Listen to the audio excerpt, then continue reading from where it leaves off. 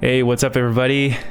It's LightShare here. We're back again. This time we want to talk about so many things, but mostly regarding physical exercise, health, and all that stuff. So, yeah, I'm here with Dom, with Andre. Another episode. It's been a while, actually. I don't even remember when It's been a long time. when we dropped the last one. But we've been 6 or 7 months. Yeah. I don't know. We've definitely been very busy, bro. No, actually, like 5 months maybe. So I'm glad that you guys are taking the time to do this one now. Yeah, it's well, it's been a while since we've done one, but I think it's for good reasons. Mm-hmm. And I also think it's a good reminder to us talking about like health, because it's a good checkup to see if we're actually taking care of ourselves while being so busy. Yeah. And how are you guys feeling, like, overall?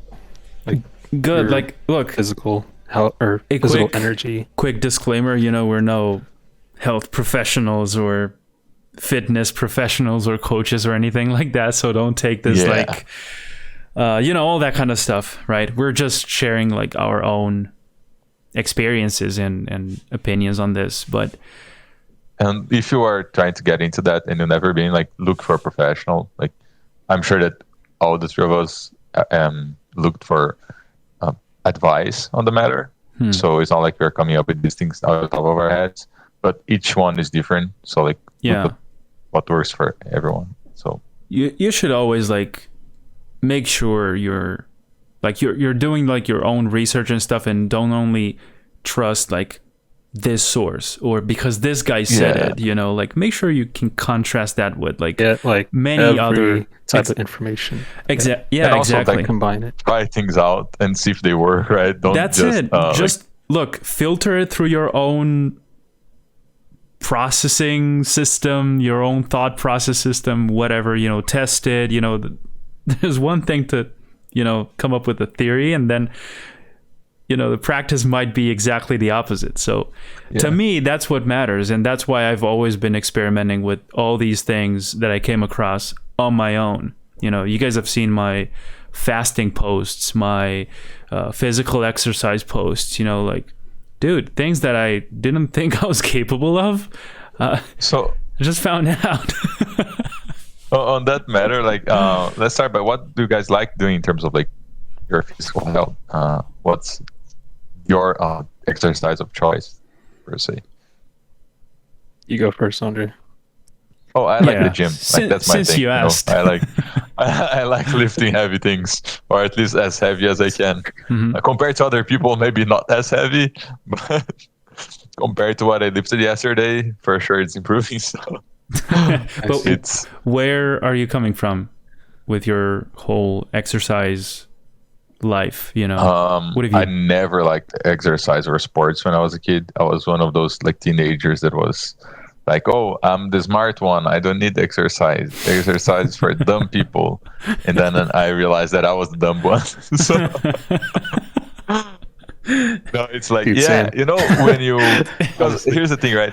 I have a twin brother, and when you have like a twin brother and you get compared a lot to one another, you tend to assume like these stereotypical personalities. So like, he was the one that liked sports, and I was the one that liked studying. Yeah. So we kind of like fill those roles. And then like when college came around, I was really I was extremely skinny, and I was not happy like with my appearance. And like at first it was only for that, like it's only to look good per se. And I don't think that I achieved that, but I was able to fall in love with this sport, really like it. And the process itself. After a while, you just do it because you like it. I don't think that if you end up not loving it, you'll stick through, which is like the main advice that I tell people. Like, if you want something to work, find what you actually enjoy doing, instead of just because it's a very generalized advice, like go to the gym, right? But that's not for everyone. Like, there are people that hate doing that, and they will not be able to keep it consistent if they don't like it. So for me, that's what I like. And yeah. So how long you've been like doing the weightlifting thing, like this type of lifestyle, this routine? Yeah, on and off Like for about years? 9 years. 9 years. Yeah, A long time. but I had to stop like for longer periods. Let's say like Like a year or like two? 6 months. Yeah, Mhm. because as an example, like the pandemic, I had to stop for basically 6 months to like 8 months. Oh, and you And did then, not like, have before you that- didn't have anything at home, like weights or I did, but like I also got Yeah, it's into a very not bad it's like not the mental same. health space. Mhm. And the thing with the gym is that like I look, if I were to buy all of the weights that I lift over there, like I would be opening my own gym, so you don't have the proper equipment, and you don't They're have like so Yeah. expensive. Yeah. yeah, it's like $50 a week. you can do Something like that? some things, but again, it's not the same thing. So I couldn't get that much motivation. Yeah. I kept myself like afloat, but I lost weight, and then like when I suffered a car accident, I also had to stop until like I recovered, and all of those had a car things, accident? like Yeah, you have a car accident, bro? about in like 2015, and then I had to stop like for Oh. about like 8 months again. Maybe you told us, but right now I really don't remember that. No. Yeah, it was like nothing. Like, I mean, Holy shit. Okay. not on that you surgery, break but like anything? I got no, but like I got my knee got very like badly hurt, and like I wasn't able to go to the gym for a while I was still recovering. It just like it didn't fracture, but had some like of those like small fractures that just like kind of Yeah, the cracks that run the- deep. But stress fractures? they or don't- something? yeah, they kind of do cracks on the. Mhm. It doesn't like shatter. It just Yeah. get a little bit But cracked. it's there. So do you know if it's Yeah. repaired by now? Well, it's been like 7 years. I think it's okay. Yeah, but you're feeling fine. I mean, you don't have any. Yeah. I don't look. No, I don't have sequels, any kind of. No. Good. I don't have like Good. any issue on that, like that Great. specifically. But yeah, so I've been doing it for a while. That's why I say like if you like it, you'll keep it consistent, even if you have to like stop for a while, just because life happens, right? You cannot keep it like 100% Yeah, all there's the time. always something Always. that comes in the way. Yeah. And but yeah, what do you guys do? What do you do, Dom? You want it? Well, since the past like 2 or 3 years or so, it's just been push-ups and pull-ups. That's it. I maybe have gone to the gym like 5 times in my life with Dom. That's it. Like, cause I But don't. I've seen like you skipping rope as well, right? Yeah. So that's Dude, like those moves, man. the cardio. Like aspect. you can tell you've been doing the skipping rope for like years. I did it in like I actually did it in 2018, but I like sucked really bad with the rope. Like I was missing steps. I didn't have like a rhythm with my skipping. So I was just kind that's of winging basically it. me, I don't have enough coordination to do that. It takes some time. Like it took me like 2 or 3 years to develop like some sort of rhythm with the rope, but finally it's been a bit smoother. But yeah, over time I've just been doing like calisthenics training, just trying to go outside, do push-ups. Like I started with the 100 push-up challenge back in early 2021, I think. Mhm. And so I only managed to do like 50 for one day, and then I got super tired, so I kind of skipped days, and then I got back on track, and I decided to do like every single day. I didn't hit 30 days, but I hit like maybe 24 days or something. So I Damn. just stopped the challenge after that. And but that challenge itself definitely helped build consistency with training, because before, like, I just thought, okay, maybe I'll just do a little bit here, skip a whole week of training, and then do like once per week, one day of training per week.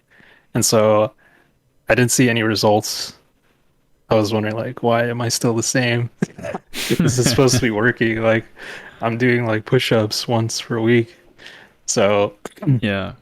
then I did like more research online, and everyone was talking about consistency. Like, you have to do it every single day, at least like full or like high repetitions, more sets if you have to, and just try to just bang them out. And so I did that, and it's slowly starting to work. So seeing some progress. But man, my body has gone through like so many changes from Dude, I was like super skinny in high school Dom is Christian to like Bale, dude. skinny fat to like fat, The then back shapeshifter. to like building some muscle. So it's gone through like a whole phase of like, yeah. So I don't know. That's so interesting, dude. It's been like up and down, up and down. Yeah. Body's been shifted. But by the so way, much, was but- that voluntary or like the result of some other type of like life happens, you know, like I can't train this way now, so your body adapts to that, and then you push harder and your body adapts to that. And were those things voluntary or those changes, I mean? Yeah, some days I guess like I chose not to do any exercise, but also some day or sometimes like I felt I had no energy, but I felt that was just like an excuse for me not to do it. Yeah. So I made a lot of excuses for myself like several years ago, especially in art college when I was doing a lot of like high workloads of classes and things like that. Mm-hmm. I didn't have much time to work out, but I did have time. I just used that time to like play video games, watch TV or something. Mm-hmm. But I could have used that time to like go exercise or go outside. And so I put on like a belly. Like quite in 2 or 3 years time, yeah, I had like I was packing down there. So I had no idea how to get rid of it. I thought it was impossible to get rid of this. I didn't know you could like reshape or restructure your body through working out, like from, you know, bringing like the weight up here and having the weight going down. Yeah. So yeah, you can do like amazing transformations actually through exercise. It's like crazy when you see that, because even like if you had a belly, like I don't think you were ever like super obese, you know, from what I remember. So like there are people that are insanely like obese and they start doing exercise, and like the amount of transformation that they go through. I know this guy that lost like 30 or 40 kilos like over the period of I don't know, maybe 6 months. And dude, like it's like almost an entire human being that you're losing, you know. It's like absolutely, it's crazy dude. the difference that it makes, especially like on the self-esteem, you know, like that's where I think that the change happens the most. like what I didn't know was that you could turn fat into muscle. I had no idea you could do that. So when I'm not sure if about, you literally turn fat into Yeah, muscle. it's not I think exactly turning. you lose Yeah, fat and then you build muscle, right? Or yeah. Yeah. But it's nice to think about it that way, you know. It's like more poetic in a way. Like the weight on the scale is the same, but you actually see it actually changing, right? So that's how people think, you know, like you're turning it because you don't see the scale changing, but you see it physically changing. It's a nice indicator, you know, to have like the scale. I don't really mind it, like those numbers and stuff. I care about what I see in the mirror, and I guide myself according to that, you know. But I care for like the scale makes like a nice metric, you know, of like way to measure more accurately certain things. Exactly. It's like one of the ways to measure, and it's not even that accurate because like you don't know how much of that is fat, how much is like your organs, how much is actually muscle. Yeah. But also like the weight. result like the results are, I think, what like the visual results, and then like what you can actually do, you know, because like right now I'm sure that you can do a lot more push-ups than you could. So like that change is actually like what really I like to pay attention to, you know, like the amount of effort that you are able to do now compared to the I got one of these scales like years ago that tell you like many things about your body and stuff, you know, the amount of water, the amount of fat, the amount of muscle, bone density, all that stuff. I'm not sure to which extent that's accurate, you know, and I certainly did not understand it back then. Now I think I can get how the electrical signals from your body are absorbed by those metal plates that you have to put your feet on, and that's how they kind of you know, analyze certain things. I'm not sure how accurate those numbers are, but they sure make like a good orientative type of information for you, at least something to follow through, you know, with. Yeah, and also like if you're using always the same kind of measurement, you can, instead of thinking that is 100% correct, you can think of it as like you are comparing to that number. It's a reference. Yeah, it's a reference, exactly. Yeah. So if you're always using the same reference, exactly, like that's a good way to measure progress, discounting the fact that it's not accurate, you know. Yeah. So yeah, and what about you, Adrian? Like I know you had a past in calisthenics as well, right? And dude, Adrian's freaking ripped, bro. Yeah. No, I'm certainly not ripped, at least now. But completely ripped, like what I like, 12 pack that you had. What I like to do more is this type of. I like to be able to move, you know, to move around in like the 3-dimensional space, like to move my body around in ways that are probably considered more acrobatic, you know. But I certainly go for like the functional side of things, and that includes being able to lift, to push, to pull, to jump, to sprint, to be flexible, you know. I'm definitely learning a lot about why it is important to have this capability and this other one and this other one, you know. But why do you need that? You're never gonna, you know.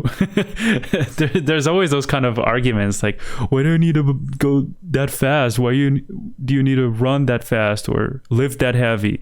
You're never, like, people think that just because you're living this type of lifestyle, you know, where you live in a city, you have certain needs covered, you know, you don't need to kind of run for your life or lift heavy things or, you know, in your day-to-day life, I mean, you know.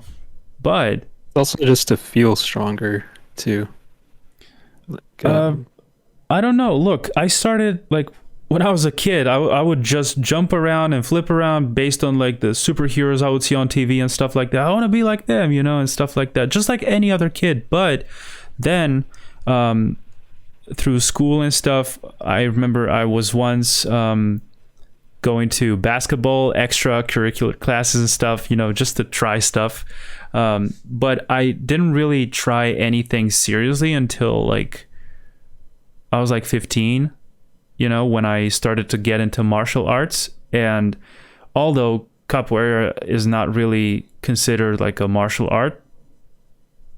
Wait, I'm getting this wrong. It is a martial art. Right? It is, yeah. But it's being looked at as like a dance because, you know, according to the history of it, it was like a martial art like disguised by a dance. Exactly. Yeah. Anyway, what I'm trying to say is that you learn how to throw like awesome kicks and flip around and be very flexible and you know, it's so cool. Those are actually some like of the most powerful kicks of like the whole martial arts like range, right? Those people because they throw their whole bodies into the kick. It's like, dude, if you haven't seen every single one of like, their muscles is like ripped, bro. Like every single part of their body, because you use all the body, including your head. Like you rest on your head on the floor and stuff to do like spins and stuff. That's so badass, dude. And that was like that was one thing for me, right? And with that I got in contact with like the gym world, because that happened to be performed at a gym. That's where I was taking the classes and stuff. And it's cool because you got to meet the people, the community, you know. It's this sense of like it's a social thing as well. It's nice, it's good vibes. Yeah. It's like when you go to the gym and stuff, you were mentioning it, you know, like it's not the same to train alone at home than to go to the gym and meet other people. And but it's funny because like even at the gym, like you kind of want people there, but you don't necessarily need to talk to them, you know. It's like sometimes you just want to do your own workout, like at the gym, but like not really interact. Not like really interact with everyone. There's a lot of people who go there just for that, just to talk to other people. And they do very little workout. Yeah. And that bothers me because they keep like taking the space, you know, like, dude, if My you're just workouts- talking, you can go out of that Just on their machine. My phones workouts, or social media. my workouts were so fast that I thought I was not doing enough, you know, because I was staying like maybe 40, 50 minutes.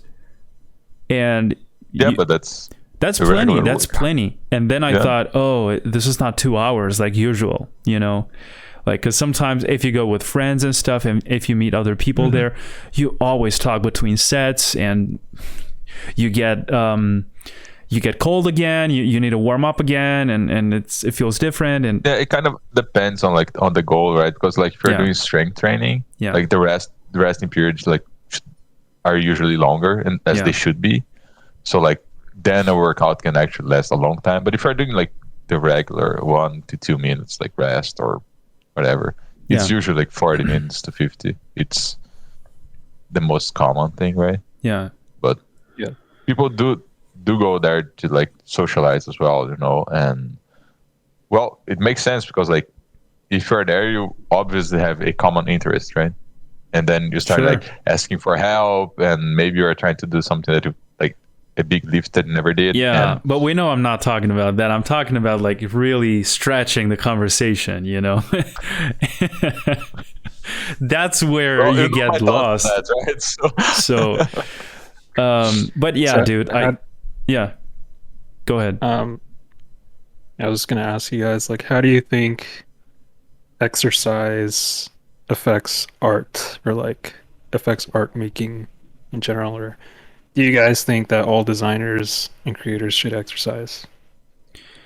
I wouldn't restrict just to creators. I think like everyone everywhere should do at least like Everyone, some because part of it. exercise begins here. You know, physical exercise begins inside of your mind. I think it strains like your whole being, you know, because if you're putting yourself through a challenge and you are like able to surpass it, I think it makes like your mental health stronger. Like you're more confident about it. You take on challenges like on other areas of life more willingly. So it's like it looks as if like we're overhyping it, but I don't think that's the case at all. Like I think it's actually what happens. You know, you make your body stronger, and as a like in that process, you are making like your whole character stronger too. You know? Yeah, So it's I like think that's you why. can't have them separately strong, you know. Like, let me phrase this in a way that is like more clear. So you can't have like a strong mind without a strong body. You can't have a strong body without a strong mind. That's at least the way I see it, you know, because it's like And I'm not talking it's a like consequence strength of in terms of, yeah, like in terms of it's not like how much you can lift, right? It's in terms of discipline and exactly. habit formation and like because when you turn it into a habit, that's when it becomes like almost like an automatic type of process. You no longer hesitate that much. I think the strength comes from the like idea of being able to be uncomfortable, you know, like strength against being uncomfortable. And it turns out that like being uncomfortable doesn't have it's not like a physical thing or just a mind thing, like a psychological thing. It's both, right? Yeah. So you have at work, or like if you're doing, let's say, art for a long period of time, that's also uncomfortable because like you're trying to achieve a result that usually like you are trying to break like go further than you've been before, like do something that is challenging to you. Otherwise you're not even feeling it. Like if you're doing something that is super on your comfort zone, I don't think that takes a lot of effort. But like if you're actively learning and actively trying to improve, that's when you are on that like zone of being uncomfortable but being able to like deal with it and still keep going. I feel like exercise got me out of depression, or for sure. Yeah. Because I remember I was super depressed back in our college, just because the mind's not being stimulated. Your dopamine receptors are not unlocked, or your endorphins aren't running. So your mind's just kind of deplete them. at a standstill. Yeah. and especially if you're eating a lot of junk food, that just kills your brain even more so. That's just But it's like, I would say, the wrong pleasure, you know? It's like you're just feeding yourself, like metaphorically speaking, not necessarily junk food, but like junk food for your mind, you know? Like anything you can think of, any addiction, you know? And by addiction, we mean something that's long-term harmful to you. It's not like, oh, I'm addicted to healthy food. I wouldn't call that an addiction, you know? But I think I would call that an addiction if it starts to like interfere with other healthy aspects of your life. So like, I'd say that a good social life can be very healthy, you know, because then like you actually meet people and talk to other people, and that keeps you very sane. Like we saw the effects of cutting out people's social life during the pandemic, and it's like very harsh on people.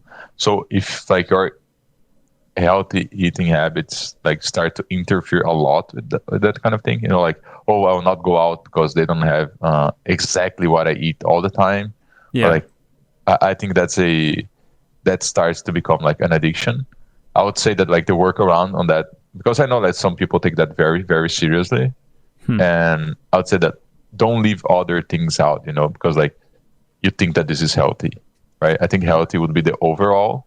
Yeah. And I'd say that like if you want to make everything work, then you would find a way to make it work. So let's say that you don't want to go out of your diet, but you still want to go out. Like you can eat something before you go out. You can like take like a healthy, I don't know, like protein bar or your protein shake. I don't care, you know, like you can work around the things to make it still work. That's an important exercise that I've done myself, you know, like years ago, I remember. So if you don't mind, I'll take back the same thing from where we left on my journey, that, you know, since you asked, like, hey Adrian, what do you do for, so I started like with the martial arts kind of thing. I was a teenager. Then I only lasted for like a year and a half, and then there's another gym nearby, you know, and I decided to try this more contact-based type of sport. So it was like a Muay Thai variation or something. Sandai, it's called Sanda, and that's like a Chinese thing. Yeah, it's like the same thing as Muay Thai, but obviously different style. It's like elbows and punches and kicks and all the stuff that I loved. You know, I tried that for like a few months, then I left it. I didn't do anything else. And then I came back a couple of years later, just like you were mentioning, Andre, like on and off, you know. Sometimes I was training, sometimes I didn't. So this is how it worked for me, like these different kind of periods of time. And then I came back, I trained for another year or so. And then I started calisthenic training, you know. And that was a whole a new chapter in my life. Like the amount of people you meet and the connections you make, and it's fun times. It's nice. You see yourself like perform in ways you did not know you could perform before. In my case, it was pull-ups. I could not do a single pull-up, bro. I was not fat. I was not skinny. I was just, I don't know. I was a normal guy, but I could not lift myself up on the bar. Now, that was embarrassing. Everybody could. Everybody but me. So well, when you see that kind if of, you stop to think about it, it's quite hard. So it is pull-ups is like one of the hardest. Yeah, but moves. When you see everybody does it. You don't. You can't do it, and everybody can. You feel like you're wrong in a way, you know. So and it's a good thing that you feel that way, because then you push yourself, right? That's a positive evolutionary pressure that I consider. You know, it's like a friendly competition between friends and stuff. How many can you do? Oh, look, bro, I can only do 2, but oh, that's too good. You know, I cannot do anyone. But I soon started to witness this kind of progress, and that motivates you, because it usually happens very fast in the beginning. You know, you mentioned a friend of yours that lost a lot of weight, right? I have a close friend who I couldn't believe that he took on this journey, you know, to finally start like losing weight and stuff. He also lost like 30 kilograms or something, and he changed a lot. he was looking very different. Yeah. And what I was going to say is that in the beginning, it seems to work quite fast. You know, the results become visible quite fast. You know, maybe in 1 week, you go from like 1 pull-up to like 4 pull-ups. Let's set that as an example. But then the second week, you only go up from like 4 to maybe 5 or 6. So it slows down, you know? It's like that learning curve, right? Not like this, actually quite the opposite. But yeah, and then after like a few years of like physical training, like calisthenic type of things, I went back to the gym. Another different gym this time, also a new one. We sign up for membership, we start to go there again, same thing, like peers, you know, your friends, you meet new people, you start to make this routine, this habit. Every morning I go to the gym, and that's how I started to get into these kind of challenges with myself. And I saw someone, I think there was a guy, you know, you have these times in your life that you're interested in different things. So when we started going to the gym, we were all down to gym knowledge about how to do this, you know, what to eat, you know, how to train. There was this guy called Lazar Angelov, I think. So I'm not sure which country he's from, but he's like a bodybuilder. I think he had some problems. I don't know. I'm talking like 2014 stuff here. And bro, he was doing some no days off challenge. So I'm like, what? What does he mean? He was posting stuff like no days off, day 17. Is this guy training every day nonstop? But that's not how you do it, right? And then I said, okay, I'm going to do it too. I just want to see what happens. So I ended up doing like 100 days of like no days off training every day. I would work out every single day. Yeah. I wanted to wake up at 6, just go to the gym at 7. That's when they opened. And just see for how long can I do that in a row every single day? You know, like, and it's not like, oh, today I do a different type. No, I try to do the same type of training, you know, like going full mode. And of course you're confronted with those type of opinions, like, you know, that's wrong, you know, that's not good for your body, you know, because you don't grow muscle that way. Because I didn't care about that, because I was not doing that to grow muscle or to change my body in any way. I wanted to see if I was capable of enduring that kind of daunting experience of like knowing that there's not a single day I can take off. There's like physical training happening every single day. Yeah, but I didn't know David Goggins back there, you know. And I just wanted to see it, and I ended up doing like 103, I think, because it ended in a Tuesday, and I said, well, you know, let's make it to Friday. So I won't mind like 3 more. And I remember my dad, when I was like on 49 or 50 days, he was like, come on, it's like 50 already. Isn't that enough? Like, why do you do that? You know, see, they don't really understand why. And I certainly didn't have the time nor the energy to explain anything. And I'm kind of starting to apply that to everything I do, you know. Adrian, why do you wake up so early? Adrian, why do you take cold showers? Adrian, why don't you eat like other people? You know, whoa, why do you fast, bro? Are you crazy? You're gonna die, you know? Bro, I'm fine. Well, if it comes from like a honest place where they're genuinely interested, instead of like you're asking just to criticize, you know, because I feel like it's whenever people ask this kind of thing, it's usually judgmental instead of being like genuinely interested. Like, okay, so why do you do this in like in an open manner for you to tell me the reasoning, and like I see if I can learn something from you, or if I don't, you know. Yeah, that's one type of question.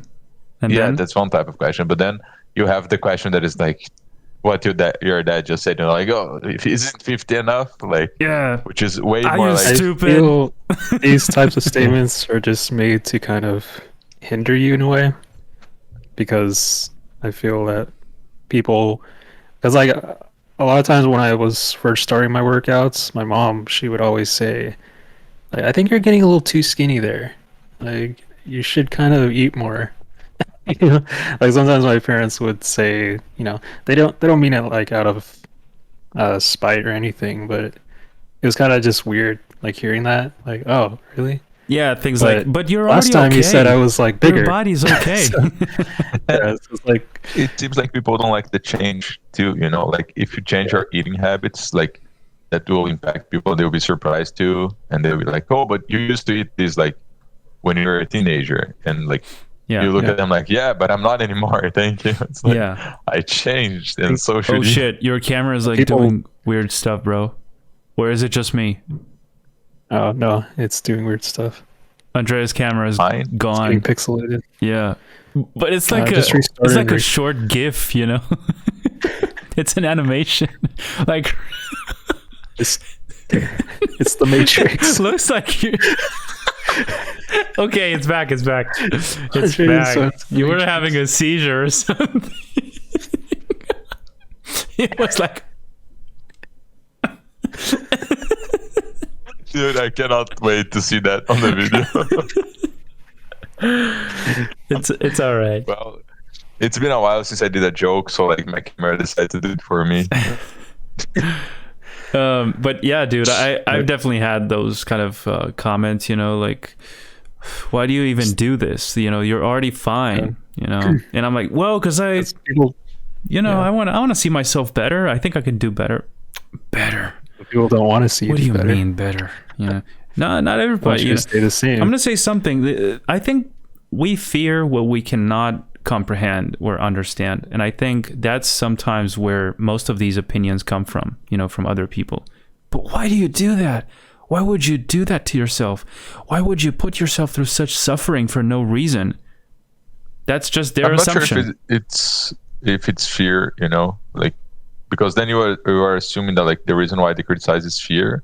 And I'm not sure if that's exactly it. Maybe fear is not the most accurate word to describe or that. like, But I it's think still they something actually they don't comprehend that very much. understand. No, I think they understand it. I just think that like if you truly understand it, you might not like it, because if someone is improving right beside you, like it shows that you are not improving yourself because you don't actually want it. So like I don't think that's understanding that it's what's going on. Because if you're doing something for yourself and I look like you improving, I can understand that you are like working for either like a better health or a better body or a better life or whatever. I think that understanding that and not doing that for myself is what creates that kind of like I see. dissonance I see what you mean. Yeah. Yeah, where like I will criticize you Guilt in a way. Maybe they don't understand that it's guilt, but I think they understand that like you are trying to improve your life, and diminishing wrong. that is look, I either rise to your level or I try to bring you to mine, right? Yeah. So I want you to what come is back easier? here because that's easier. I want that's you to more come back here because like comfortable. that's where I am comfortable. I don't have to do and that's, like, anything. Exactly. I don't. And, like, in fact, I don't want to do anything to get out of I here. don't want you to have more options. That are in the same situation that I am, and you are doing things, you are proving, like showing me every day that I could be doing, but I don't want to. So what the hell are you doing? It's not easy, right? It's hard. It's really hard, and we don't like to do People hard don't- things. Yeah. We don't like to do hard They things don't because see it like sucks. the effort. I want it easier. I want it faster. I want overnight results. That's how we've been conditioned to think and to behave with everything. Everything's becoming more and more comfortable, right? I'm not saying that's a bad thing necessarily. It's only a bad thing if it prevents you from seeing the value of committing long term to something that, again, takes that is hard. It's hard to do, but it's worth it in the end. But that's the thing, right? I think it's the pursuit of the result that is like killing people, right? Not the pursuit of the process. Because as an example, like the reason why I kept going back to the gym, even though like I go on and off, I like throughout my life I went on and off, but I still kept going there afterwards and whenever I could. And like my body hasn't changed that much, like in the past few years. Like on the beginning it changed a lot, but then the past few years not. But that's because I'm not looking just for the result anymore. I'm looking way more like, what's this doing for me? And I'm looking for that particular part of it. So like nowadays, the gym, of course, that I still go there and I still like try to improve on what I'm actually doing. But I look forward for it being like, okay, this is time for my mind to rest and my body to do the effort. And that's what I'm taking out of it. It's like the result is a measurement, but what I enjoy is the daily effort, not necessarily like me pursuing that thing. Because if let's say that it takes 10 years for me to achieve that result, will I only be happy at that 10-year mark? No. Like I'm happy every day after like I come back. So if it was only the result, then yeah, we would be miserable. But I think it's like enjoying the process and that's being there every day. That's what I'm saying.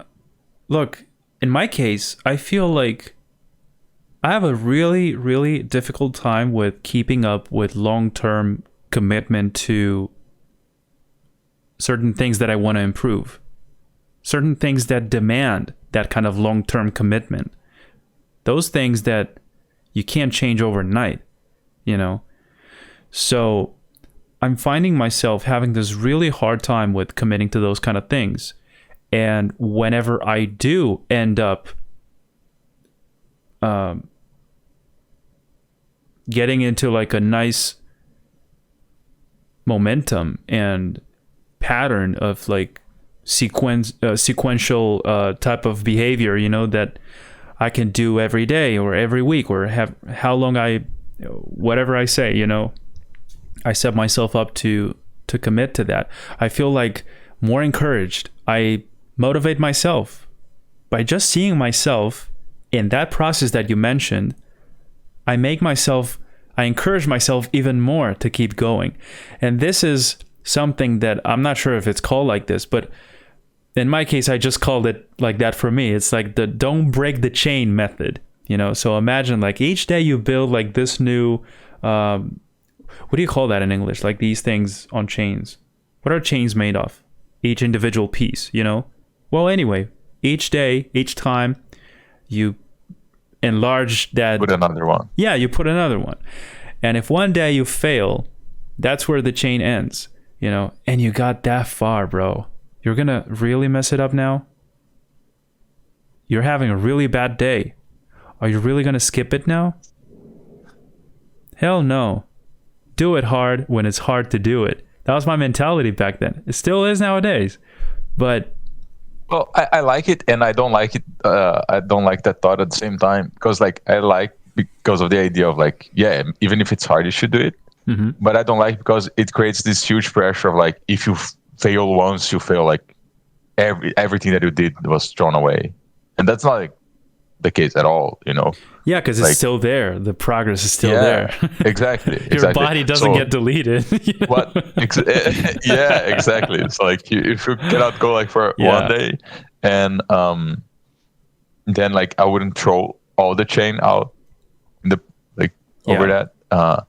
But I understand the idea of like, you build momentum and you don't want to like stop there. That's why I think like whenever I'm exercising well, that reinforces my habit of eating well. And whenever like you kind of those two like motivate each other in that way.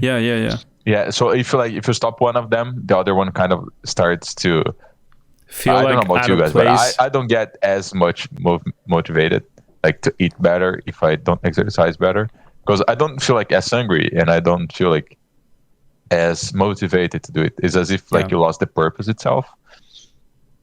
But the idea of you keep don't going feel even when it's hard. That ease to eat like a cheat meal after you've done like a crazy workout that you're so proud of. Like, man, I really gave it all there. And now what? I'm gonna eat this piece of cake now? Hell no! I don't want to throw all that away. Sugar is the biggest culprit. Sugar is really, it's really fucked up, man. It is like alcohol. It's in everything. Alcohol, any kind of drug. I mean, sugar itself could be considered a drug. It should be, because They said it's so 10 times more addictive than cocaine. Yeah, and we're talking. By the way, well, let's try cocaine and tell it. we gotta be specific here. We're talking about like refined sugar, processed food, right? Not like what you can find in like natural sugars, like fruits and honey or That's the sweetest Even one honey can be a bit. I can think of. It's really in concentrated large and stuff. amounts. But look, you get Yeah. everything you need from whatever grows from the land. You don't need like processed stuff. You literally don't need it. But Bro, it's a pleasure kind of thing. I used to finish like a box of ice cream bars in like a week or 2 weeks. Oh my gosh. Afterwards, I was just crash and feel so lethargic afterwards. Yeah, when I was a kid, I used to eat like a lot of junk food too, But well, I feel like to a certain degree, that was of course like my own choice. But at the same time, I feel like when you are a kid, you're kind of like into that environment where you just eat what they give you. Yeah. So I couldn't after you learn what's better for you, that's when I think you start getting responsibility for what you put in your mouth. But like at the same time, for my parents, they grew up like very poor and they couldn't get those junk foods, like those were luxuries. So then when they were able to give it to us, like me and my brothers, in their eyes, it was considered something good, because like, hey, we were never able to have these as kids, and now we can give you this luxury. So it's not like, it's not out of them being bad, It's just that like, it's how they were like taught, and now it's like the other process, like the other way around. I'm trying to teach them that like, okay, that's fine, like a small amount, but then like the majority of your diet should be something like good. I was always surrounded by soda as a kid. Everyone in my family would drink soda. My cousins would drink soda instead of water for our Christmas dinners and Thanksgiving. Just be like bottles of soda. I was drinking a lot of soda when I was a teenager. Yeah. That's where my chubby cheeks come from. That's why it's like so hard to slim down, because all the sugar just goes to my face. Yeah, but never goes anywhere else. Everything's reversible, like you just got to respect your body in a way that allows it to kind of get back to normal, and stop believing that, oh, I don't know, I've always been like this, because a lot of stuff is related to your diet, bro. A lot of things, a lot of problems that you have that you're taken for granted as like chronic conditions, or most of these things are dependent on what you eat, what you put into your body, so there's a lot of them that your body doesn't feel really happy with, and you keep doing it because of whatever reason, they've told you to, they've always taught you that that's the healthy thing, but it's actually harmful. And this is where I guess we could talk about these different types of diets, that many people go for. Like, for instance, oh no, I don't eat any type of meat, I'm a vegan, and then the other opposite, which is like, I only eat meat, because it saves my life. And fine, there's always something that's going to work for someone else but not for you, or vice versa. It's going to work for you but it's not going to work for everybody. So it's a trial and error kind of thing in a way. I saw this guy on YouTube do a 90-day water fast. There's been so bad at the end. He looked like he was gonna die. There's one guy that I think fasted for a whole year, but he started, and this was long ago, like it's like a black and white image, but I think he was taking vitamins, or I don't know, some additional supplements and stuff. Yeah. Anyway, my point is that this guy was very heavy, right? So he had enough storage fat to kind of lose it.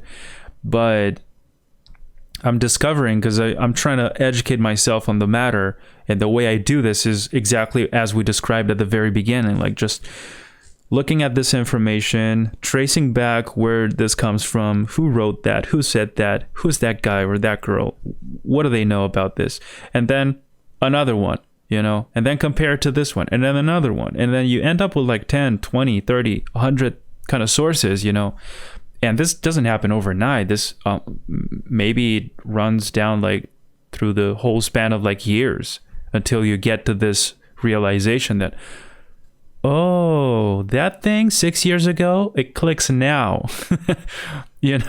So on that note, like, what's your diet right now? My diet right now, I just eat my diet, just like when I started to do calisthenics and stuff, because I was trying to get ripped and kind of show my abs and stuff, through the fat layer in the abdomen. Well, you succeeded. So. I did do it, and I've never been in that shape before. I was so happy, so happy with it. Oh, we're getting there. But what I did was, again, like mentally challenging myself to like, Adrian, no pizza, no this, no that, no bread, no more milk, no more. I was kind of taking types of food and throwing them away of my, regular diet.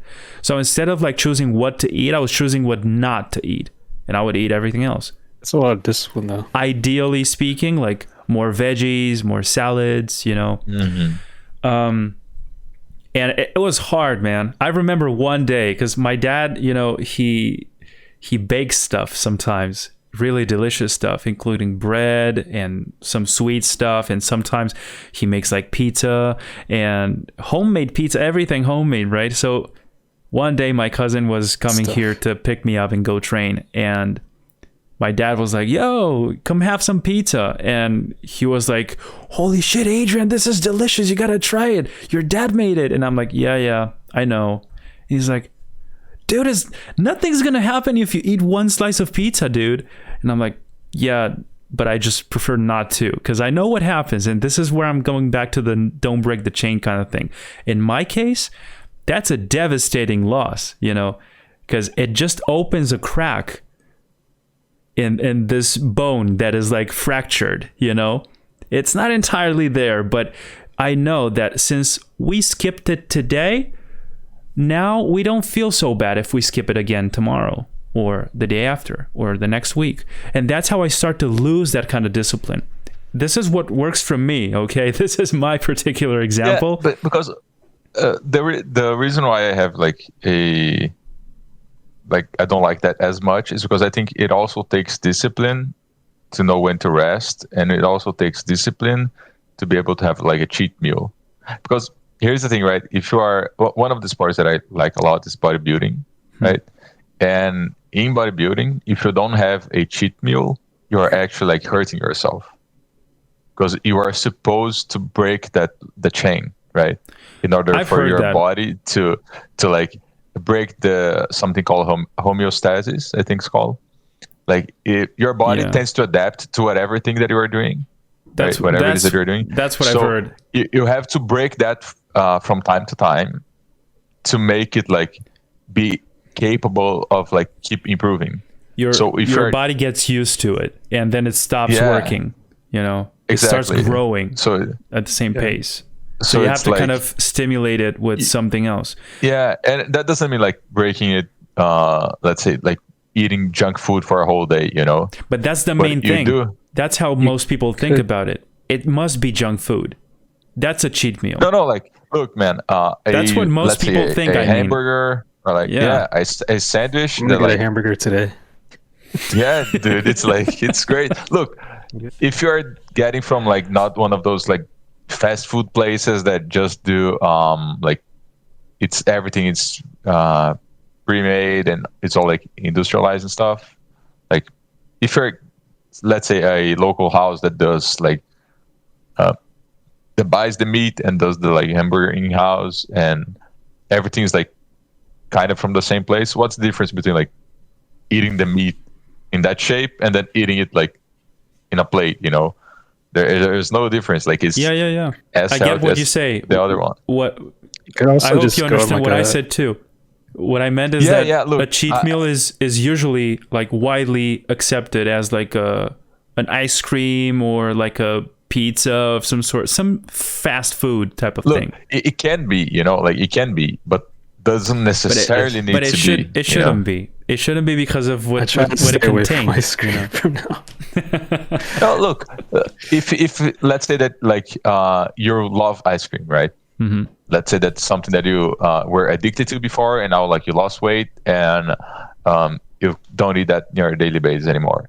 In order for you to keep consistent at the gym, if let's say the only trade-off is you eat ice cream once a week because that's your cheat meal to keep that craving away, it's Yeah. way better for you to eat that ice cream once a week and be able to keep going than building up like that super craving that like after 3 years you eat like ice cream every day for a month, Yeah. For me, because like, if I start eating ice cream, like, I'll want to go to the market to buy more to stock up. So that craving is not going to go away for me, for like my experience at least. Like, if I eat like ice cream once a week, I'll be like, uh, one more won't hurt. I'll have another one this week, and then slowly that cycle continues, and then I yeah. break the discipline. I think it's about It's like- knowing yourself, 'Cause I think Yeah, the I was reason getting to that point too. the reason I might seem so hardcore in certain things is because of that, because I'm afraid of what I can do, I know The what's going to mind happen. wants- What Dom just I was said, gonna say- what Dom just said, that's the thing.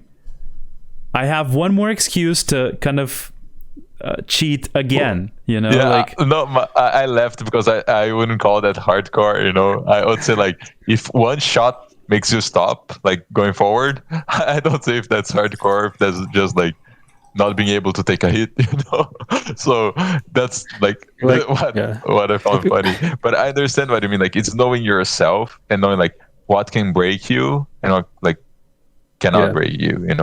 yeah. People have stronger willpower than other people. I I don't have strong willpower. I said when it comes to food. I said hardcore because to a lot of people that seems crazy. Is because I say no, and no means no. Never, like not a single time. Come on, dude, it's your birthday. It's this special time. It's this day. It's this moment. Take a break. And I'm like, no, dude, I committed to this. I'm not gonna put it aside now. But that's my philosophy. That's the way I do things because I know what's gonna happen.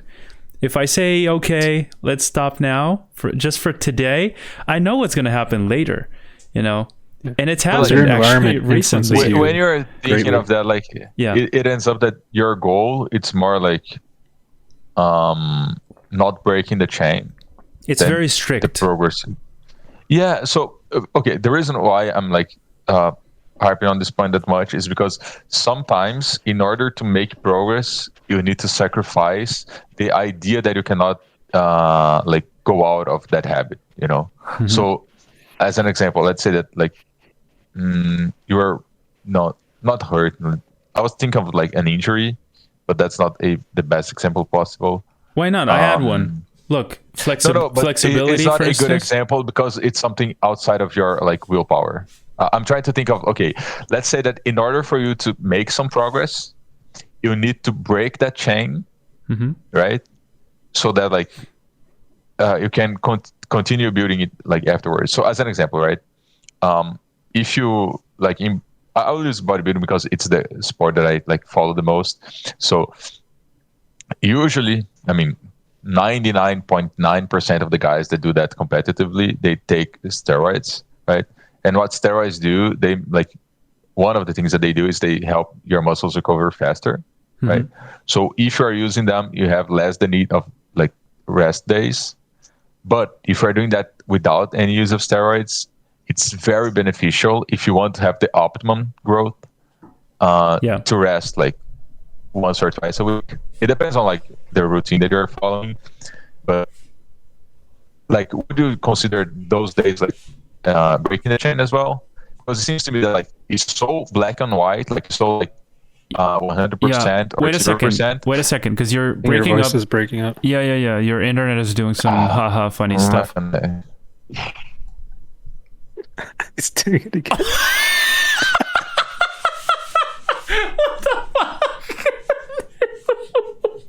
Dude, I think I'm gonna turn my camera off. I was doing a serious point, you know. I was going straight for.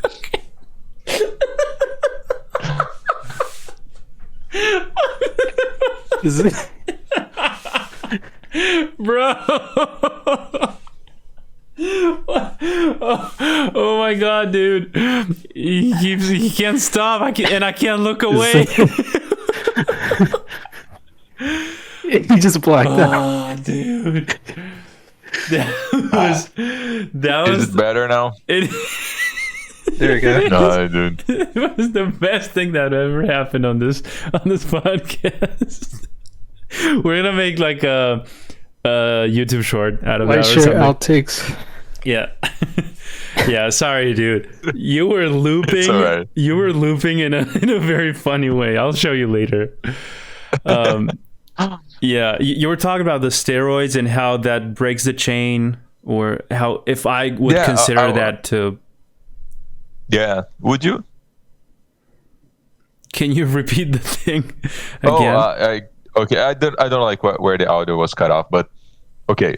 So for certain strategies, a rest day is essential, and in your case, everything's like so. Either you are 100% doing it or 0%. Mm-hmm. It doesn't seem to have like the leeway that I assume it's necessary to keep something consistent over a long period of time. You know. Yeah. And I want to know, like, rest days, would you consider those, even if they are necessary, not like doing 100% the effort that you can? Yeah, I understand why you're raising this because question. In my idea, forcing yourself to have that rest day is part of the effort. You know, that's what I mean by it. It's like, yeah, I had to learn that too. You know, it's better to take a nap sometimes and be able to kind of keep working later than to kind of kill yourself through a whole night and then not be able to do anything the rest of the week. Because you have to sleep. You have to take a break, right? Yeah. Maybe, you know, now that I've said the thing about like those 100 days that I did in a row of nonstop exercise and stuff, maybe that has set like the wrong background for this conversation, because that's something that I've only done once. You know, it's not that I live like that. You do that to your diet too, it seems. You know, it seems to me that is a whole behavior that you carry on. And look, if it works for you, like I have nothing to do with that, but I want to. I've been trying to understand it. Me too. I've been trying to understand that. Why do I do that?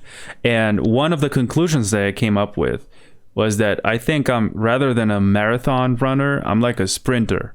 You know, I run in like short bursts of like very intense kind of activity. And that means I'm going to do like 2 weeks of nonstop studies every day. Like I'm going to paint this and that. Or, you know, we were talking earlier about like deadlines of client work and stuff.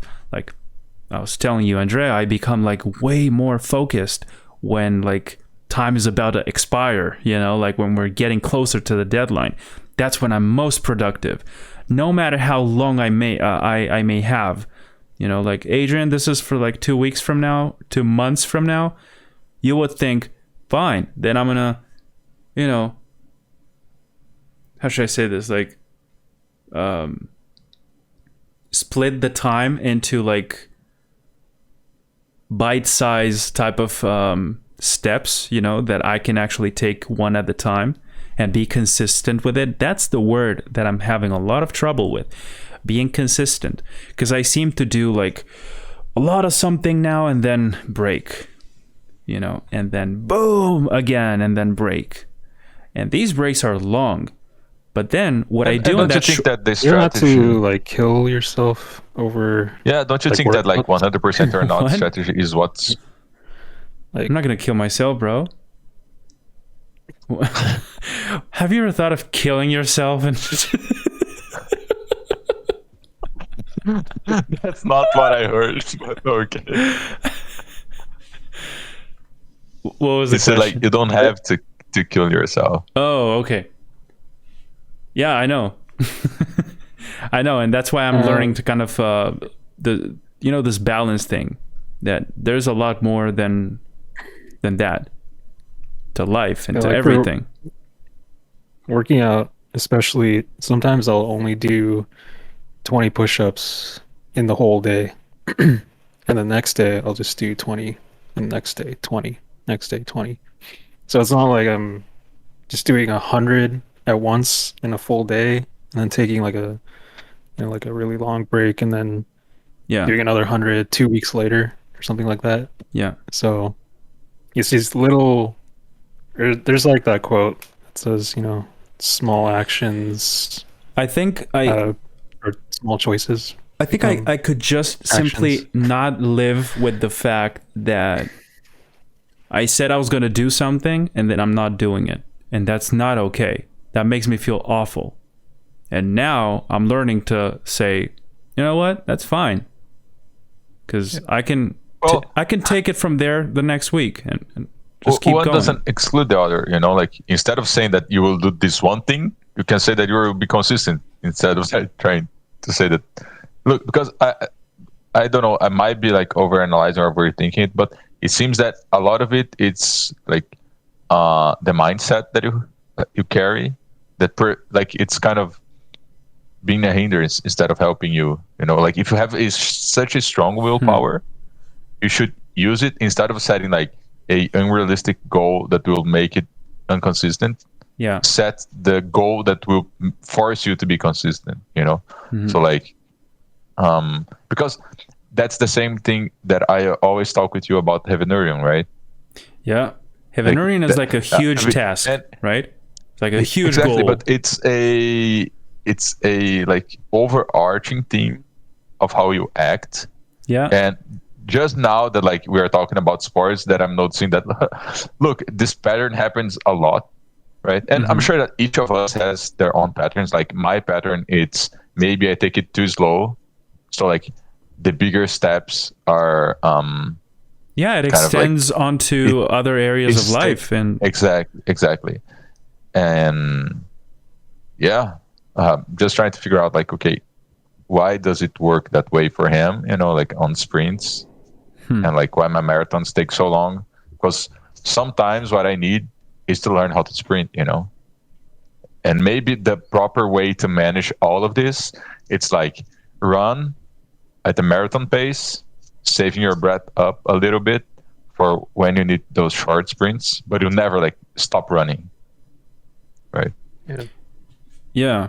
I'm also thinking if this might be one of those things where, you have something, but you actually want something else.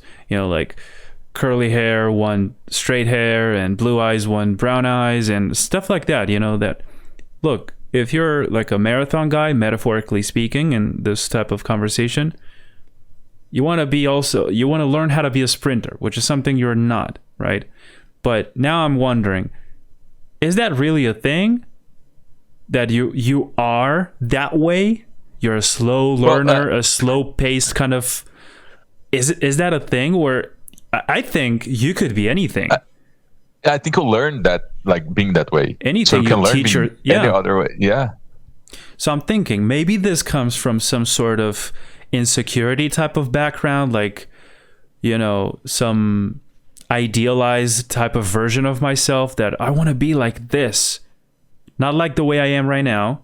No, I want to be like that. So this is what I must change in order to become that. And I'm seeing that it's really hard, through that journey, you realize it's really hard, but I have to do it if I want to get there. And then you realize maybe you don't have to do this. Maybe you're okay like the way you were before, but is that objective or is that subjective? Because that's the most tricky thing to be aware of, and I think that's an ongoing quest for every single one of us. It lasts a very long time.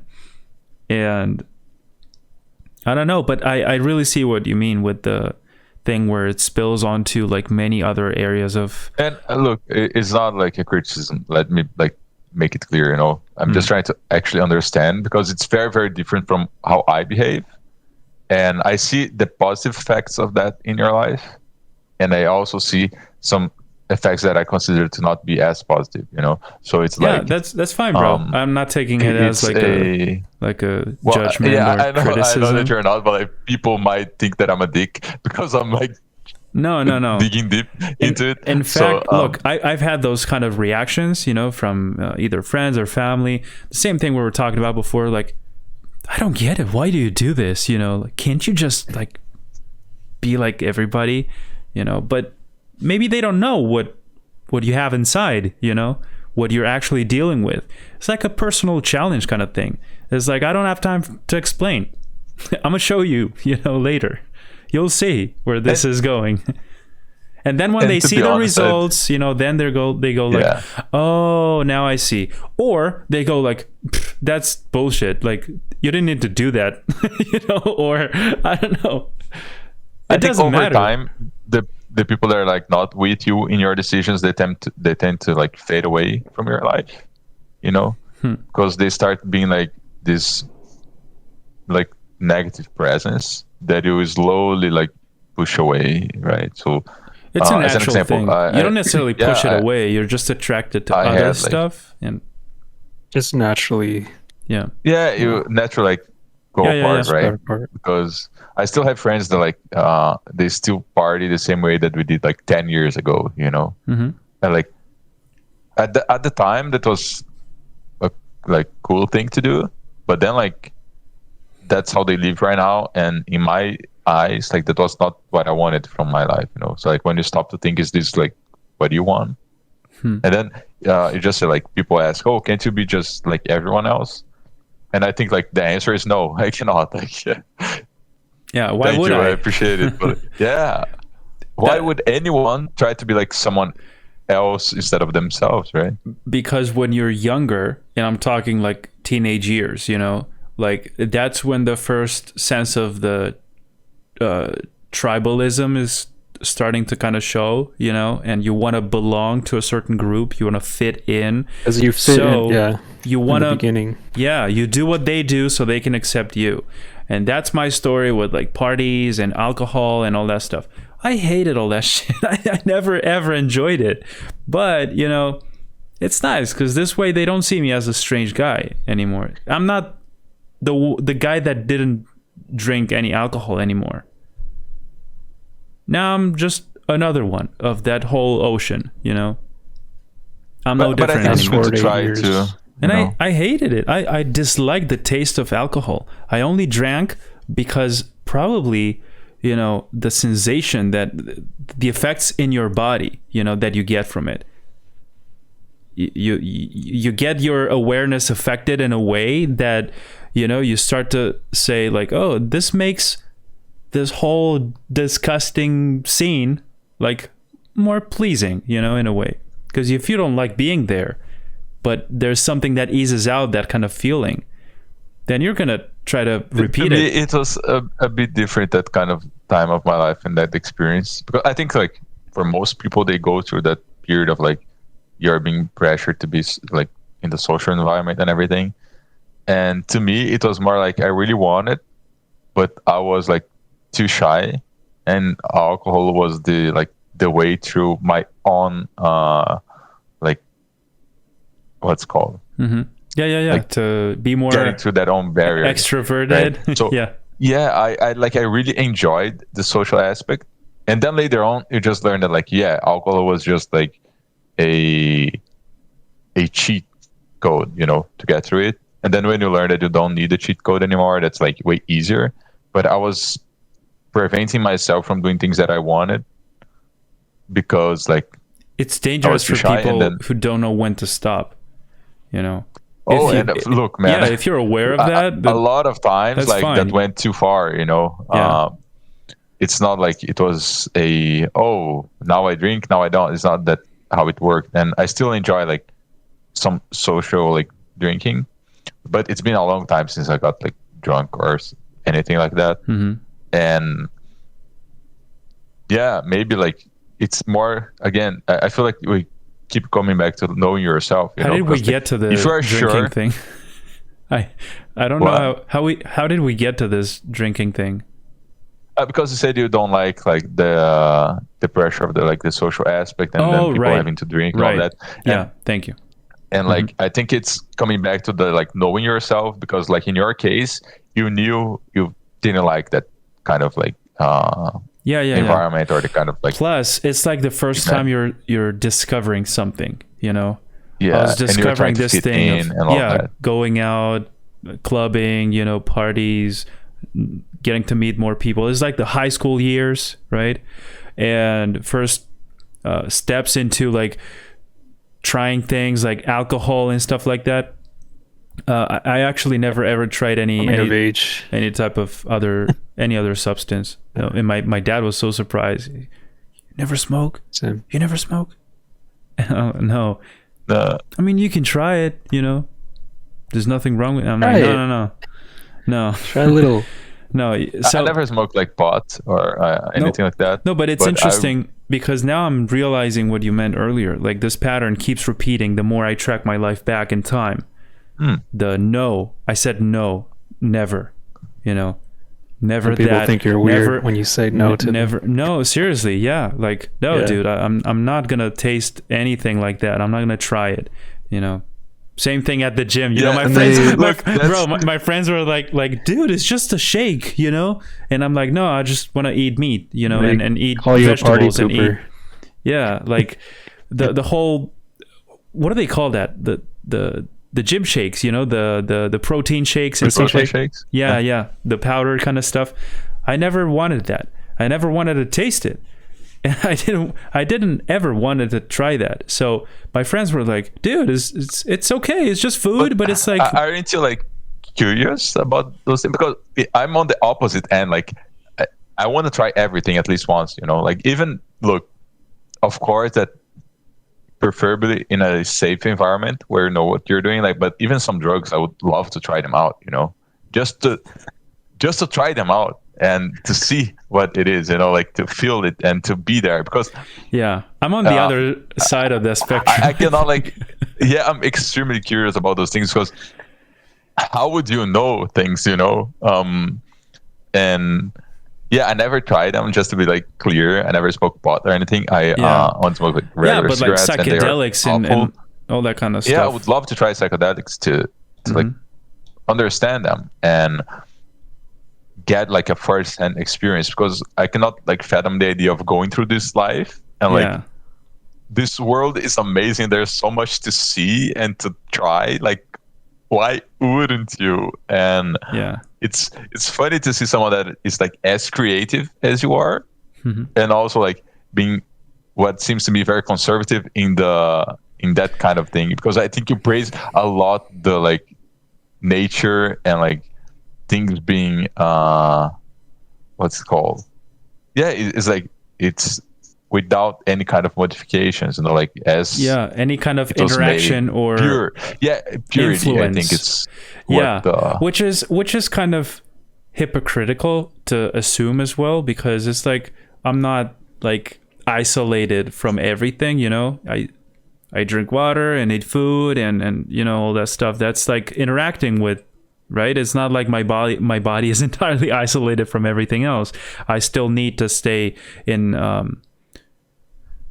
how would you define this? Like this ecosystem, with the world and nature and everything that you need to survive and stuff.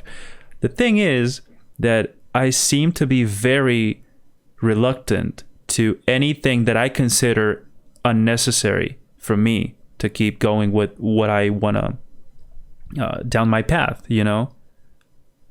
Does that make sense?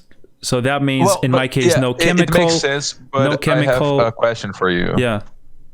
You are the one judging what's necessary for you and what's not, but you are a human being and you can make mistakes. And what if you are wrong about what you actually need? I could be totally wrong. Yes. But the thing is that I'm not. But what if you are wrong and that's preventing you from making progress? Like, let's say that you have this, I will use like a dumb example, but let's say that you have this nutrient that you cannot find like in you cannot find easily in food or something that you should like consume on a daily basis, but you have this like little vitamin pill that you can take, and that would like fulfill that need, and that would make your life this much better. But you are like stopping yourself from taking anything that you consider to be unnatural, and that's preventing you from moving forward. Yeah, I thought about in that case, like how would you approach it? I thought about that a lot of times. You know, what if I'm wrong? You know, nobody could be 100% right. You know, like there's a very good chance that everything you believe in might be not true, you know? But it's not like an overnight type of decision either. I got to say, I've always been relying on this type of inner sense of like intuition, or like your gut instinct, you name it, you know? Like it just feels off to me, you know, and then I don't want to try it. I just don't. And of course, there's like that possibility you mentioned. But Adrian, what if that's exactly what you need, you know? And then comes all the power of like an individual type of research that each and every single one of us do on a daily basis. You know, we still keep learning new stuff. I would like to assume that we always learn stuff about things that we are interested in directly. You know, sometimes you come across stuff you didn't expect to learn about, and that opens like a new door to another stuff, another thing. And those ramifications, you know, lead you somewhere. Those could be like happy accidents, right? Like Bob Ross used to say. But I think everything is like a succession of decision-making moments. And that's how we got where we are right now. Everything is it's a decision. Even not willing to do anything, that's a decision, you know? I don't want to make a decision. Well, that's just a decision, you know? You don't get that choice, you know? Like, yeah. Nobody I don't want to change my life. Yeah. So, yeah, where was I going life with this? It's changing, like whether you want. Your question, yeah. My question is more about like being close to the options, but it seems to me that okay, the research is part of it, right? Yeah. And when I say research, you know, don't think about it like lots of papers and studies and all that stuff. No, I'm just learning a bunch of stuff from here, from there. I'm kind of comparing it to what I know, my own experience, and I'm kind of how do you say this, like making my own conclusions on that, you know, just the same way you decide I'm not going to eat this because I don't think it's healthy, you know. It's not that I don't think it's healthy. I've heard it's I think I have a huge problem in the language of like I don't think it's that way, because then it seems that you are taking that thought out of your ass, you know. It's not like it's not how that works exactly. So, and look, I know it sounds kind of like weird being hampered in the language, but that's exactly where like I like to pay attention of how I'm saying things. And English is like a huge downside for me on that, because my vocabulary is not as extended and stuff, but I like to understand it and really communicate like exactly what I'm trying to communicate. And I'm trying to understand exactly how you think, because it's very, very different, right? And it's good that you pay attention to all these details in the way we communicate. Because that, you know, that's like reading between the lines, you know? That's where usually the answers are a lot of times. Yeah, which is why I hate the word like I feel like this, you know? Like what do you mean by you feel something, you know? Like yeah. It's a very weird thing, and when you are trying to like nail down why someone has this type of behavior, a lot of times it's a habit, you know, like a verbal habit. Yeah. Which is why I tend to say a lot like, you know. I tend to say that a lot, you know. Yeah. Same. But it's just like which is why like you keep asking questions, so you see the same person like approaching a subject from all different manners. So then you can take those like linguistic mannerisms out of the question and really nail down why they do the things that they do, right? Mm-hmm. So yeah, like I'm just trying to understand like being closed to options but open to certain options and all of that thing, because I think I'm on the opposite end of like the idea of trying everything out. I don't think that everyone would think like that, you know, because yeah, like But I go it's like this. I completely go like opposite. in ups and downs, you know, like you go make your first reaction to something.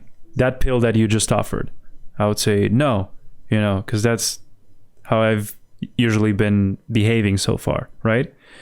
So then I would say, whoa, but what if, you know? Okay, what if I try it? What happened? What's in there? What's it made of? Yeah, where does that, exactly. where does that come from? And you'll just give me the answers or I'll get them myself. And then I'll make another decision. Well, it's still no. And then one day, you know, like a third party source or something just sparks this new idea that you said no to that thing without knowing this. So now that you know this additional kind of thing, would you say yes? I might go like, holy shit, I was wrong the whole time. Let's go. Yeah, give me that thing. And then right before I take it, I'll be like second guessing again. Like, wait, is this really okay? Like, let's recap a little bit. This, that, you know, there's this downside, there's this positive kind of thing, this negative kind of thing. Okay. And then I'll make the decision once again. And then I'll take it. And if I was wrong, you know, it goes sideways according to what I was expecting from it, I'll be like, fuck, you know, I should have trusted myself. I knew this was wrong. I knew it. And that's fine. That's fine. We all make mistakes. And what matters is how you react to them. That's in the past now. You can't undo it. I've been there. I've done that. But not with the substances that we've discussed. Yeah. So on the substance matter, yeah. Do you think that when you are making one of those decisions, you're risking your ego? Probably. No, because I'm Adrian Virlan and I don't do that. You know. Yeah, exactly. Probably there's a voice like that somewhere. Do you think that like you created this image of yourself? My that, private reputation with myself, you know, like. Well, yeah. Because like you assume this, not necessarily like I assume a kind of identity as well, and maybe like not trying things out would be against that identity. That's why it's an image. It's an image you have of yourself. Yeah. A virtual Do you think that's image. Like whenever you make a decision, you are like consulting yourself with your own like ideal self inside of you and think like, would this guy do that or not? And then I don't think so. Now that I'm really thinking about that, I'm realizing that I think those decisions are being made based on what I know at the time.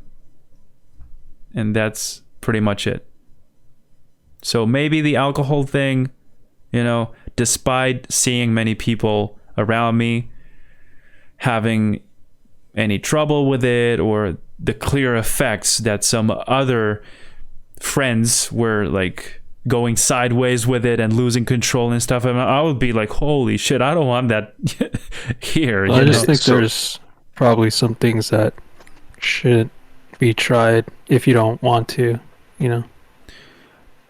Yeah, look, I'm not saying that you should try things that you don't want to. I know. I know. It's okay. And we actually need this type of opposition in the conversation. Yeah, look, I think like, otherwise it all goes like one side only. So here's the proposition, okay? Mm-hmm. Let's say that well, we all know that one of the effects of alcohol, it's like you lose the sense of inhibition, right? Yeah. And I assume that both of you guys don't drink at all, nothing, right? No, not anymore. I've already said that was only then because exactly. But it was getting weird to be the only one not drinking a beer at like a drink and draw or like a social gathering with friends. If you're doing it just to not be weird, I think that's completely the wrong reason. Right? I think like you should be conscious of your decisions. So that part, I think we're on the same page. I'm just trying to figure out like the decision-making process. So we all know that alcohol, one of the effects is like taking away the inhibition. So let's say that you need to do something that you are like, you are the only reason why you're not doing that. So you're inhibiting yourself, right? Would you see alcohol as a tool in that sense, where you can use, look, I know that I'm the only thing stopping me from doing this certain thing. Yeah, I'm thinking of your case. Alcohol as straight on a like, because I don't want to attach values to those substances. That's my point. Like I don't think that alcohol is necessarily a bad thing or a good thing. I think it's a substance, and if you understand its effects, you can use that as a tool, right? The same way that you use like the proper tool to like a proper brush to paint a certain painting. Maybe you could use another tool to do something else. So like that's how I see the steroids that the bodybuilders take. Like they are in this super high competitive environment, and they take this drug, this hormone that makes it possible for them to compete, and it's just a tool to achieve a goal instead of like maybe some people have different effects than others, because I've seen like bodybuilders take the steroids and like they suffer from heart failure. They just collapse. Well, you have side effects, right? That's like very, very clear. And it's not like stopped it at all. I don't know the technical side of that, but I'm sure it can be. Thing with alcohol too, like developing, liver cirrhosis or, pancreatitis. Okay, but that's like, but you're using like extreme cases. To, that's like an abuse counteract.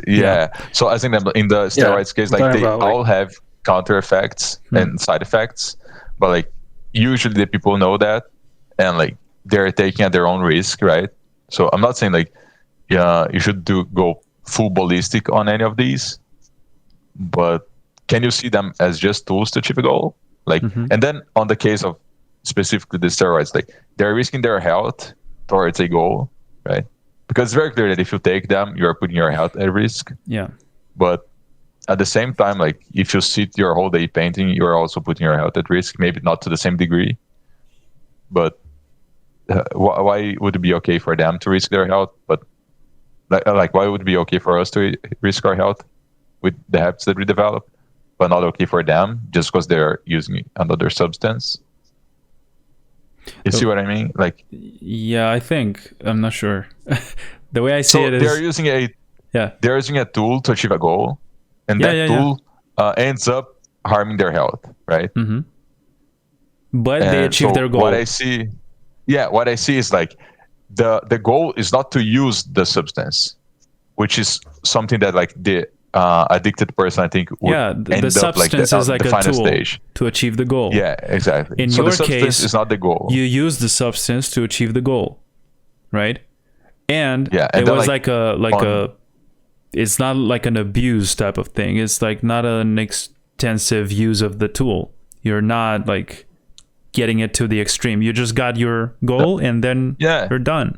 It's kind of like I don't know, maybe medicine was born that way, because they are also drugs. They just have a specific effect that you take when like you need something to be fixed, right? It's kind of like taking your car to maintenance, like you don't live in the car shop like all the time. You take it there when it has an issue, and the guy has the proper tool to deal with that issue. Yeah. I don't know. I think I don't think we need to find an answer, but I'm just trying to raise the question, Yeah, I think you're right about the pure type of thing you said before about me. That's the way I see it. Do you drink coffee? No, because I don't like it. Tea? I don't like the coffee taste. I don't like alcohol taste. And No, that's no. what I don't Okay. drink it, you know. I don't like Do you drink smoking. anything other than water? Here's the thing, bro. I tried smoking. I was a kid. Like a cigarette? Yeah. Oh, dude, it sucks. I hated it. I tried didn't it. like it. Honestly. And actually, I tried it twice, so you can't really consider the second one as a. Yeah, I tried Right? a handful of times. It's like, But the thing is that it was my own dad who gave it to me. You know, I was very little. I barely remember that. Maybe I was 2 or 3. It was like a stupid thing that. what? That's when my dad stopped smoking as well. You know, he was like, "Yo, what's up?" It was like late nighttime. You know, with friends or family in the Dude, kitchen. that's a bit pushing it even for me, you know? I barely remember it, bro. But they were all drunk and stuff, you know, and I just happened to wander into the kitchen. It was late night. I don't exactly. Again, I was like very, very little.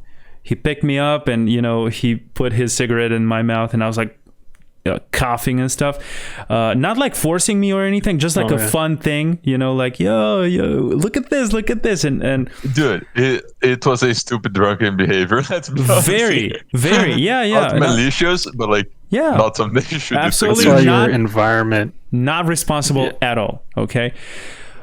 But that's okay. It was just that. So that's how I remember it, right?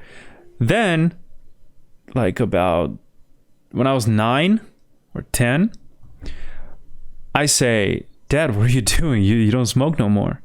And he's like, "Yeah, I'm just, you know, just for fun with your grandpa, you know." So father and son are just, because my grandpa did smoke at the time, I think.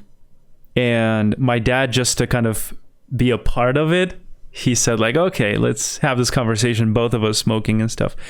And I just happened to wander into where they were. And I'm like, "You don't smoke no more." And he's like, "Yeah, I don't know. It's just for fun." And then I'm like, "What is it like?" And he said, "Just see for yourself, you know." And he offered me the cigar. And I'm like, "What am I supposed to do now? Do I just, you know, take it in?" And I was trying so hard not to let it pass from my neck into my lungs, you know, just to hold it in my mouth. And it was just one blow, you know, I threw it all away. And then I'm like, "Holy shit, that tastes awful." I don't know. I said something like that. And then I walked into my mom. I said, "Mom, look." And I threw my breath at her and she was like, "What the fuck did you just do? Just go brush your teeth," you know? And that was my experience. I hated it. And my mom quit smoking 4 years ago, I think. And I'm super proud of her on that. It's pretty recent. My dad quit smoking that night that I just told you guys, you know? And yeah. Actually, no, I'm not sure if it was that night, but it was like when I was very, very little. So I just saw the effects of that on people. I hated that smell all across the house every time. And then other family members who would come visit and they did smoke, you know, when we no longer had any smoking thing in here, you would still, you get like more, should I say this, like more sensitive to that smell. Like you can smell it, like very little bit of it is enough for you to say someone's smoking here, you know? So yeah, I don't like that, you know? And I don't like the taste of alcohol. I didn't like the taste of coffee, even though I tried to use it as a tool, as you said. I asked because like whole night of no sleep. Also, like, yeah, I was like, I had to work at this bar that I was working, this restaurant thing. I didn't sleep, and they said, "I'm gonna get you a coffee," and I'm like, "No, because I don't like coffee. I don't need it." And like, yeah, trust me, it's gonna do very well to you. And I'm like, okay. So they gave me like a double coffee thing, and I drank it like in one sip, right? and it did nothing to me. Fucking nothing. No, absolutely nothing. And I was like, what's the point of this? This is useless. It tastes bad. It does nothing. I was better off without it. I just want to highlight how you portrayed like the guy offering you coffee as if he was a drug dealer. You know, hey, taste this little cup of coffee. Yeah. Hey, here, come to the corner. I'm gonna show you something. Yeah, I'm gonna show you some coffee grounds. It was. And then he opens his jacket like it has coffee on which one do you prefer? But yeah, that was, I don't know. That was one of. No, I drink coffee ever since I was like 10 or 12, you know, or something like that. So I'm just figuring out like what's the threshold for like you being okay with something or not. And I think part of it seems to be that like because your parents it seems like they smoked for a long time and maybe even drank a little bit. Yeah. And look, it's not a judgment value, but maybe you took that back, you know, like, oh, they do that behavior and I don't like it. While like in my house, well, in my house it was completely the opposite, you know, like they don't drink at all. No one ever smoked. And then like turns out that I tried smoking before. I didn't like it, but I tried it. And then my older brother, like he used to smoke a lot. So he would come back from parties like honestly stinking, you know? Yeah. And then I had like a period of my life where I was drinking a little bit too much. So maybe it's that contrast, you know, like what you didn't have was something that you ended up like trying. I'm thinking it could be because of the degree that I associate the danger zone, you know, of each thing you want to try. Like for instance, if we say food, can't hurt if I try this and I don't like it, you know, it's food. I'm not gonna die from it. I'm not gonna get the same effects as people who try certain drugs, for instance. And because it's okay if you try it once, you know, yeah, you get the effects, and it's the long-term repetitive consumption what fucks you up, right? But since I saw it, like, you know, like smoking is really addictive, you know, I don't want to try it. And since my dad, someone I trust, is offering that to me, then it's safe, right? Can't go wrong. Plus, I was a kid, so I'm like, okay, my dad is offering it to me. What can go wrong? So, yeah, I think I'm probably associating those type of dangers, you know, those kind of outcomes to different substances in this way. Where, for instance, there's stuff we don't like to eat, right? You don't even want to try. Some people don't even want to try insects, for instance, or I don't want to try that. Why would I eat that? You know, it's disgusting. Some people think that way. Some people are like, yeah, I would like to try it to see how it tastes and stuff. I'm curious. Some people are not. Some people are just like, no way, right? That's fine, right? But they might have their different reasons, right? In my case, you know, here in Spain, for instance, they eat snails with like rice and stuff. Escargot. What? It's called escargot, right? That's what the dish is called. Oh, here? No, I mean they put it in. Yeah, there's like different ways to do it, but they're like a delicious kind of. Is it any good? So I didn't want to try it, and at the time I was with this girl, and I was with her family, and they were gonna eat that. You know, it was not only snails, right? But they're just like, picking them off of the ground and like putting in their mouth, right? Yeah. No, but like you cook them, right? But no, yeah, I got you. I'm just messing. Even though I was like, no, because I know what that is, you know. Whereas if they serve you something, they tell you this is chicken, you know, you eat it. It clearly doesn't taste as chicken, and you've already eaten it, you know. And then you go like, what was it? And they tell you what it was. Then you go like, holy shit, really? And then you start to feel weird, and because you know now. But when you don't know, you're fine. You're just being tricked into thinking it's something else, right? So in my case, I already knew what it was. I clearly see it because it just happens to be a tiny animal. You just pick it with a stick and you eat it. But I didn't want to try it, and they forced me to. And I spit it out. Forced by like social pressure, or actually opening your mouth and shoving it like in there? social pressure. Like, come on, dude, like you gotta try it at least. You can't say you don't like it without trying it. And I'm like, okay. Like, it took me a very long time to do that, right? And I just didn't like it. And you see, that's, I don't know, it's kind of the same behavior that I'm, I guess, associating to everything else. Even though that was a non-destructive type, nothing would happen to me if I ate that. Yeah, and to be fair, like if something, let's say a substance, it's known to be addictive for the first time, that you use it, that's something that I would not like be up to try, like, because then like the risk it's way too high, and then like if generally the risk of using something once is not that high, but if it is, then like you do have that threshold.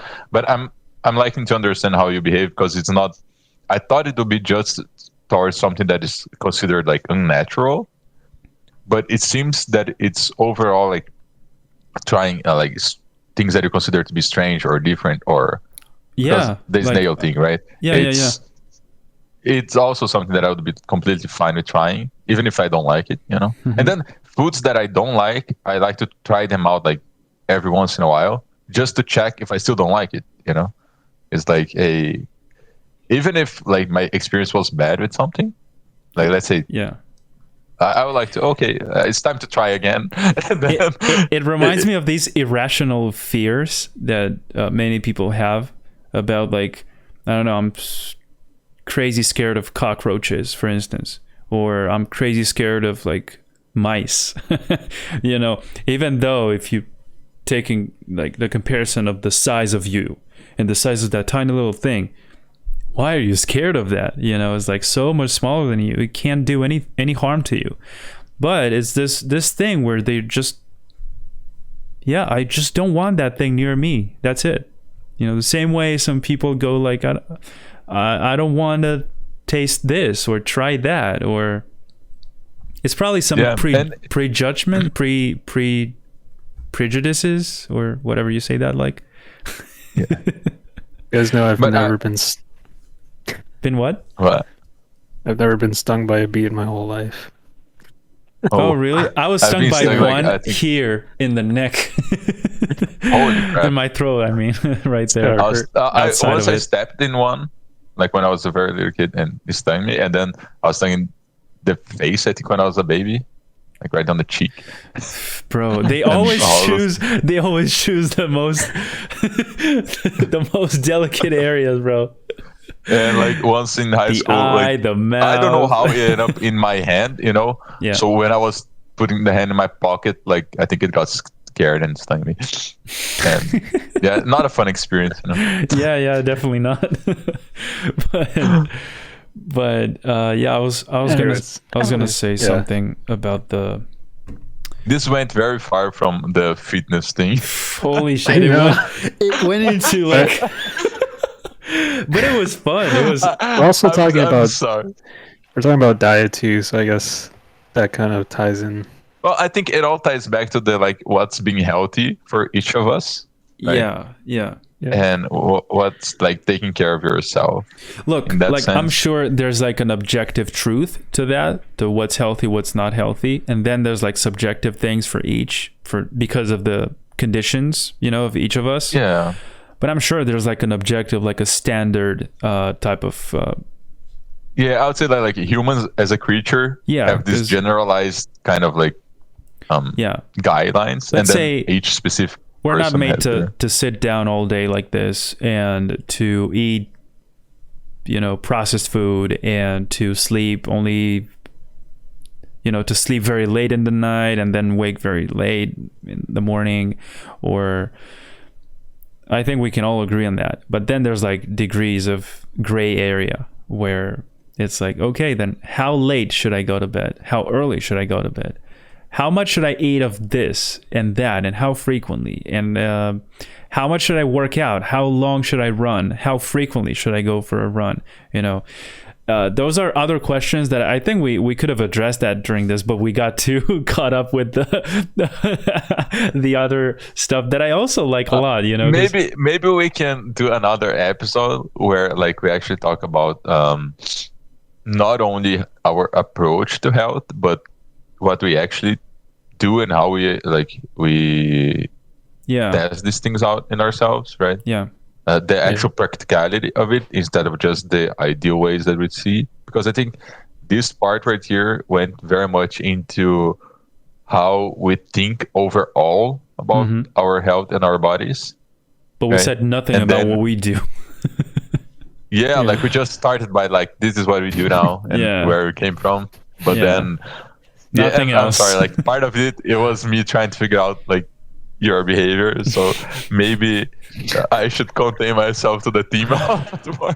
No, it's fine. I like the way this goes, because it's so organic. This is LightShare. We always tell this to every single guest we have. Like, dude, this is not an interview. This can go direction. Exactly. Like whatever, wherever the conversation takes us. So it's fine. But yeah, I understand why you went that way, Andrea, because it's like it looks like an extreme position, my point of view. It just looks like different from what I do. Yeah. And when I see something different, look, you get curious again, about not it. Judging, right? I guess, I'm extremely curious about like how other people do their things. So it's a learning opportunity. I don't understand it like a you're wrong and I'm trying to make you right kind of thing. It's rather like a curious question kind of thing. Yeah. But I'm realizing how long this take. We barely spoke to Dom this whole time. I was just letting you guys take the conversation. I'm sorry, man. Yeah. I mean, these are the complicated things about like having a 3-hosted type of podcast, We're 3 co-hosts here. So if you add like another guest, in some cases 2 guests, the communication gets a little more complicated. And sometimes like I don't say anything for a long time, and then like sometimes it's you, so it varies a lot. So, but I'm glad anyway. I'm happy. So any closing thoughts on this? I would say like be open to different ideas, everyone, because as is just witnessed in this episode, if you actually like try to understand other people, you can learn a lot about how other people view the world. Don't just doubt yourself all the time, but just stay open to anything. Take breaks, make sure you exercise, get some sun. I can already see the comments now. Adrian says we stay open, but he doesn't stay open about anything. No, but what I would say that you are very open just for the fact that you would. Yeah. So I'm sure of some things, but I'm so unsure of most things. So I'm only sure about what I can prove to myself that works for me, and I'm staying open about anything else that I can learn. I cannot wait. Like, if anyone is watching this, please comment your thoughts. Like, really do, because I would be very curious to hear what people have to say about this episode that went like a complete strange direction. I think I like the I was wondering that in my examples. mind too. I'm like, I'm just gonna like see where this goes. Looking to interrupt. I was like, all right. Well. But it was really a fun episode, and well, as usual, we appreciate you guys for watching and for listening and supporting us, and we just hope you have an amazing week ahead. Like we said, just let us know your thoughts below in the comment section. Subscribe, follow us on Instagram and all that stuff. And we hope to see you in the next episode. Until then, take care, stay creative, and have a good one. Bye-bye, guys. You guys.